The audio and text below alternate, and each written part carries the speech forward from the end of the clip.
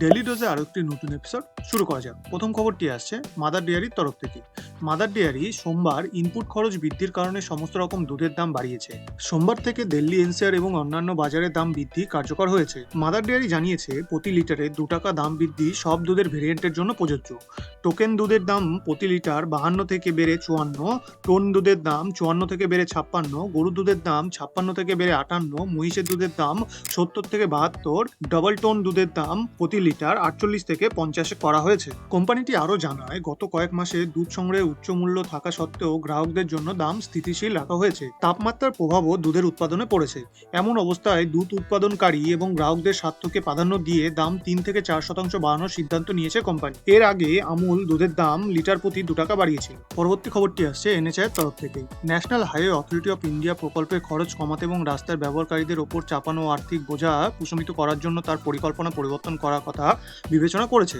GST রোডে তাম্বারাম থেকে চেঙ্গালপট্টু পর্যন্ত 27 কিমি দীর্ঘ এলিভেটেড করিডোর নির্মাণের পরিবর্তে এনএচএআই মসৃণ ট্রাফিক প্রবাহ নিশ্চিত করতে একাধিক এলিভেটেড স্ট্রেচ বা ফ্লাইওভার নির্মাণ করার কথা ভাবছে।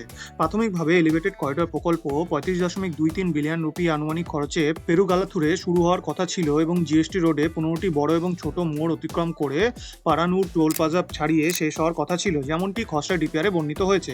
এই এলিভেটেড প্রকল্পের জন্য প্রতি কিলোমিটার 1.47 বিলিয়ন টাকা ব্যয় হবে। এই পুনর্বিবেচনাটি এই উপলব্ধি থেকে উদ্ভূত হয়েছে যে বিস্তৃত উঁচু রাস্তার জন্য প্রকল্পের অতিরিক্ত ব্যয় বহন করতে হবে, যার ফলে যথেষ্ট উচ্চ টোল চার্জ করতে হবে। এইভাবে রাস্তা ব্যবহারকারীদের ওপর অতিরিক্ত বোঝা তৈরি হবে। তদনুসারে সংশোধিত পরিকল্পনার লক্ষ্য টোলের বোঝা কমানোর জন্য একক এলিভেটেড করিডোরের পরিবর্তে একাধিক ফ্লাইওভার তৈরি করা। আজকের শেষ খবরটিও আসছে এনএচএআই এর তরফ থেকে। National highway authority of India সারা দেশে টোল চার্জ গড়ে 5% বৃদ্ধি করার সিদ্ধান্ত নিয়েছে। বার্ষিক সংশোধনে হাইওয়ে ব্যবহার ফি গড়ে 5% বৃদ্ধি হতে পারে, যা প্রাথমিকভাবে 1 এপ্রিলের জন্য নির্ধারিত ছিল, কিন্তু লোকসভা নির্বাচনের কারণে তা স্থগিত করা হয়েছিল। একজন ঊর্ধ্বতন এনএচএআই কর্মকর্তার মতে নতুন ব্যবহারকারীর ফি 3রা জুন 2024 থেকে কার্যকর করা হবে। টোল ফিতে এই সমন্বয় হল পাইকারি মূল্য সূচক ভিত্তিক মুদ্রাস্ফীতির পরিবর্তন অনুসারে শুল্ক আপডেট করার জন্য বার্ষিক প্রক্রিয়া অংশ। জাতীয় মহাসড়ক নেটওয়ার্কে প্রায় 855টি ব্যবহারকারী ফি প্লাজা রয়েছে, যেখানে 2008 সালের জাতীয় মহাসড়ক ফি বিধি অনুসারে টোল আদায় করা হয়। এর মধ্যে প্রায় 675টি সর্বজনীনভাবে অর্থায়ন করা, বাকি 180টি কনসেশনারদের দ্বারা পরিচালিত হয়। আজকের ভিডিওটি এই পর্যন্তই। আরও আকর্ষণীয় পরিকাঠামোগত খবরের জন্য লাইক, শেয়ার এবং সাবস্ক্রাইব বোতামটিতে টিপতে ভুলবেন না।